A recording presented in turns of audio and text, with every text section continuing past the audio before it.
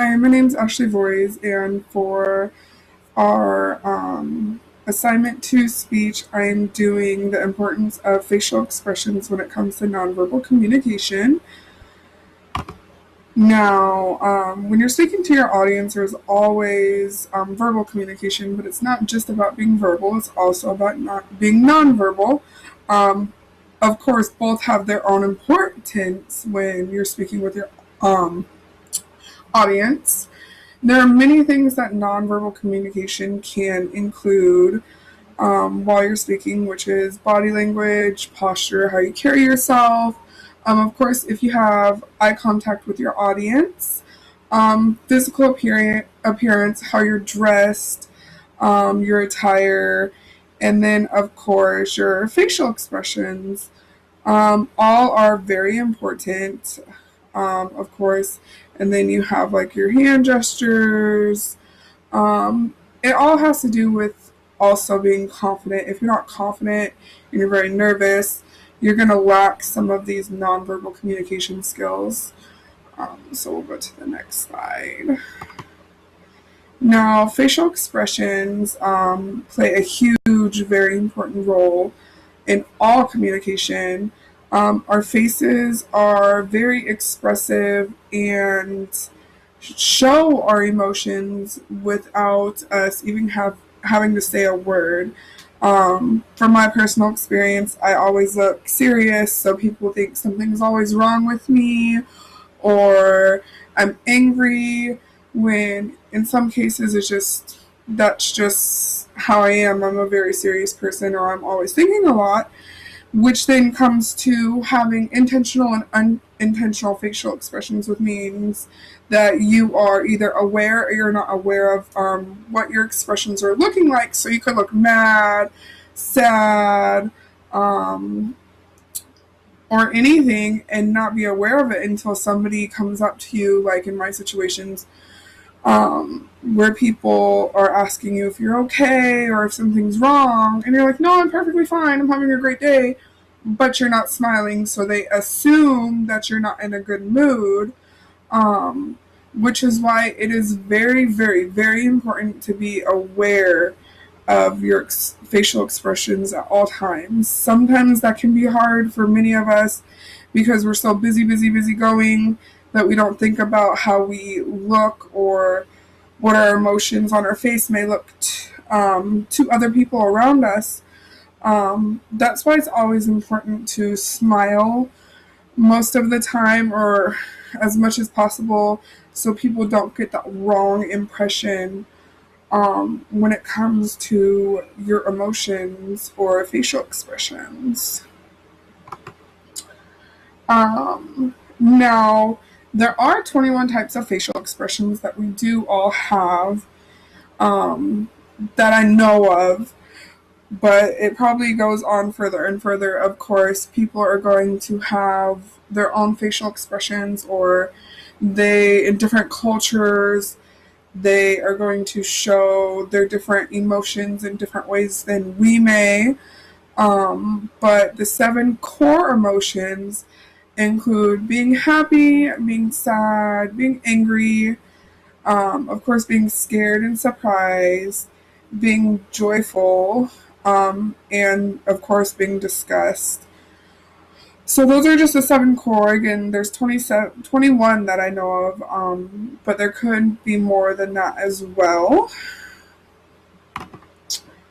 Now, again, kind of like I mentioned before, one of my resources that I used, it stated that facial expressions should match the emotional content. What that means is if you're speaking on a subject that is sad, or if it's something that you know make have some kind of effect of bringing out anger in you or making you or your audience happy, your facial expression should match the content you are speaking on. So that way it shows your audience that you are kind of in tune with what you're speaking about. So an example I would have to say is um, one of my speeches I want to and am going to be speaking on for this class is domestic violence. And um, kind of hits a soft spot with me because I've been through it. So within that, my emotional content is going to be, it's going to have different pieces of being sad, and then pieces of being angry, and then pieces of being, of course, happy and joyful. And when it gets to those, each of those pieces in the content of my speech, I will have to make sure that my facial expressions match that. Again, that's when it comes into the intentional and unintentional um, facial expressions, and being aware that I'm matching those facial expressions with the emotional content. Of course, there are people who are nervous when they speak, which I'm one of those.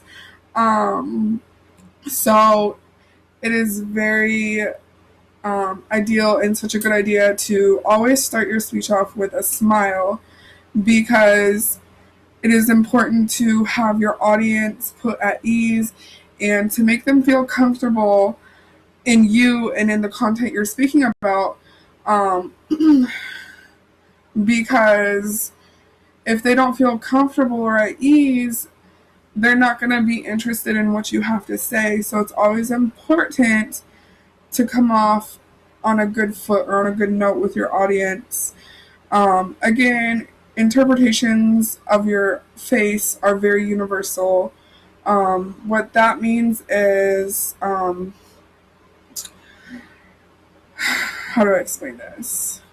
It means that being happy could possibly mean anything. It's very universal, where you can smile and it means you're happy. You can laugh, it can mean you're happy. It's not, facial expressions aren't just about your mouth or smiling. It can do with your eyes. A lot of people speak with their eyes. I'm not a big smiley person. I'm more of an eyes person. So when I'm happy, my eyes light up. When I'm sad, of course, you can tell. So again, everyone's face is, or your faces are very universal. Again, that can be interpreted as to also in other cultures. The way they express being happy or sad can be completely opposite of how we do it here as Americans. So you also have to think about that. If they're making a facial expression that we consider sad, but they consider happy, then we kind of have to try to understand that as well. So yeah, I think that is all I have. This is my references that I used for this speech. I hope you guys got some good information from it. I feel that facial expressions are very important when it comes to speaking all the time, whether it's in a speech or with friends and family, because you could be in a serious conversation or a serious life experience, and your facial expressions could show something different than how you're really feeling. So it's always good to match your feelings with your facial expressions when you're speaking, no matter where you are or what you're speaking about. So, thank you.